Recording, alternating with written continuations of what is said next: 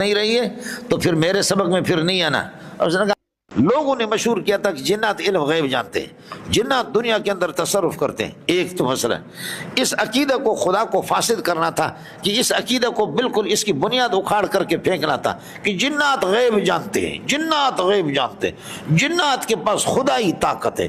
سلیمان علیہ السلام کی حکومت جادو پہ چلتی ہے۔ ایک یہ کہ جنات کے عالم الغیب ہونا، اس عقیدہ کو غلط ثابت کرنا تھا، اور رضا خانیت کی اس عقیدہ کو کہ کوئی غیب نہیں جانتا۔ ایک مسئلہ ہے۔ دوسرا مسئلہ جنات کا قانون یہ تھا کہ جنات آپ مستقل کام میں لگائیں گے، نگرانی کریں گے تو ٹھیک ہے، نگرانی نہیں کریں گے جو کام انہوں نے کیا اس کو بگاڑیں گے، یہ کام تھا۔ اب سلیمان علیہ السلام کو مسجد اقصی کی تعمیر مقصود تھی، تو مسجد اقصی اور سلیمان علیہ السلام کی عادت یہ تھی کہ مہینوں کے مہینے کھانا بھی نہیں کھاتے تھے۔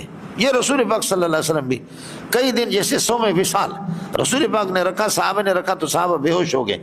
یہ بخاری میں حضرت سخت ناراض ہو گئے، فرمایا انی لست کاحد منکم لست مثلکم، مسلم شریف کی روایت ہے مثلکم اور لست کاحد منکم، میں صوم وصال مہینوں کے مہینے رکھوں، مجھے محمد کو کچھ نہیں ہوگا، آپ لوگ کمزور ہیں۔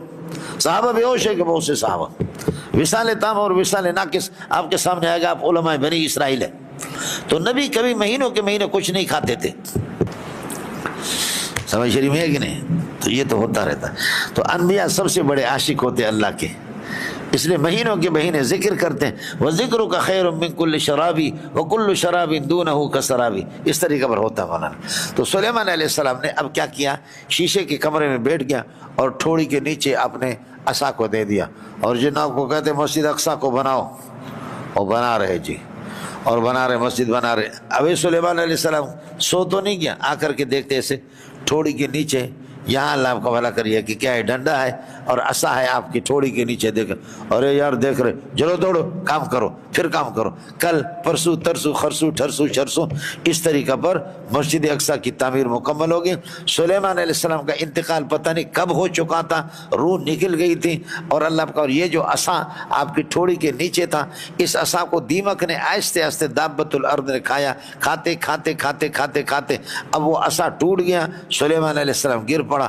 ان کو جنات کو پتہ چل گیا پورا کو، کوئی یہ سال دو سال پتہ نہیں کتنے زمانے سے سلیمان علیہ السلام کا انتقال ہو گیا، اور اگر ہم عالم الغیب ہوتے تو اتنا ذلیل نہ ہوتے، ہم نے تو مسجد کا کام مکمل کر دیا، اور اللہ نے جنات کو بھی ذلیل کر دیا اور مسجد کی تعمیر بھی مکمل ہو گئی۔ اس عقیدہ کی جڑ بھی اللہ نے نکال دی۔ کس کو سمجھ میں آ گیا؟ ایک چکر یہ ہے جی۔